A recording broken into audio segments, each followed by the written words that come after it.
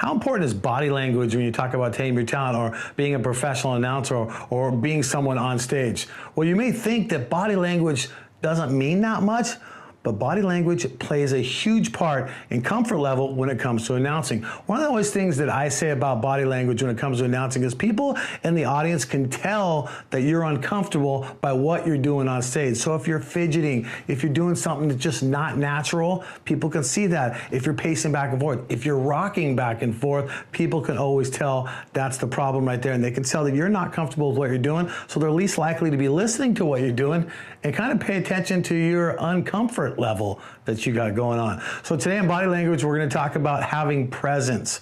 Now, presence is very, very important when it comes to being on the mic. And I didn't learn this from being an action sports announcer for so many years. It took me to realize about having presence.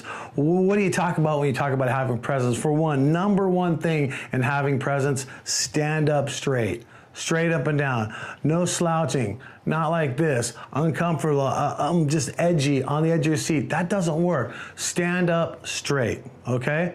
Address the audience with your eyes. See how I'm talking to you with my eyes right now? That's important. Address the audience with your eyes. Now, if this is a big audience, you can address the audience much like this. You can refer to them as you're talking to the audience. You can scan all the way through them so you're talking directly to everyone in there. Also, make sure you're talking to them as a person and not everybody when you're talking to an audience, because everyone wants to make it feel like you're talking directly at them. So have presence, stand up straight, and address the audience so they can see you. Don't be looking down at your notes and reading things. That is one of the worst things that you can do, is sit there and read something off a list. So if someone gives you sponsors that you need to talk about, condense those sponsors in this nice, easy, condensed formats so you're able to say that, memorize them, and it's easier to come across when you're talking about it. So that's very important. Address the audience with your eyes, stand up straight, okay? Hand gestures.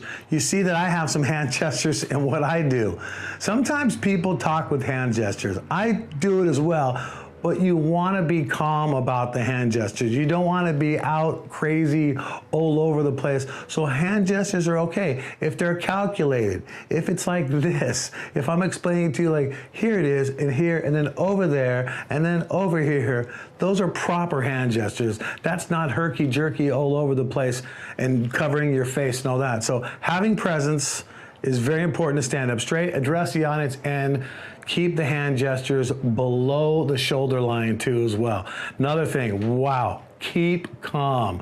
That is one of the things that you need to know as an announcer. How do you keep calm? Everything is going through your mind. Am I going to say everything right? One of the best things I like to do is I make a small, condensed kind of one sheet of things that I can always go back to when I'm announcing. And if I have that, it helps me keep calm because I know I have go-to stuff. If I need to stall, then I can thank the sponsors. And if I have all that stuff written on a little cue card and I can remember that stuff, I can glance down and see it and I can bring that up. So one thing also about keeping calm is when I talked about do not rock back and forth. Okay, now you see first-time announcers or people who are getting on the mic for the first time and they're doing this and everybody, and they're going back and forth, back and forth. Stand in one spot. When you're delivering your speech, stand straight up and down, but you gotta keep calm. One of the biggest things I like to do is before I break the mic is, believe it or not, I take a big deep breath and exhale before I even get on the mic. Just get it started, get it out, be relaxed. I think that helps me keep calm and it helps me be relaxed. Now, you can walk on stage. There's ways to do this where you're completely taking a step here, you're taking a step here, you're addressing people this way, now you're turning over this way, you're addressing people. So that's moving on stage. Now that is okay because that's calculated and you're addressing them and they see that you're looking at them with your eyes and they see that you're facing them directly. So you can almost split audiences up into three different groups. You got this side, the middle, and that side, and you can kind of work between all different sides while the time you are looking at them. So that's what I say when I talk about keep calm. Do not rock back and forth, stand in one spot, and relaxed walking is okay. That's what I'm talking about and keeping calm. Now, so body language, very important. Let's cover it. Have presence, 100% presence. Stand there with authority. keep calm and announce. That's what you always want to do. Keep calm and announce. Don't rock back and forth. You can use your hands, but just don't get crazy. Keep the mic just like this. Make it professional. Don't make it about you. That's Tame Your Talent.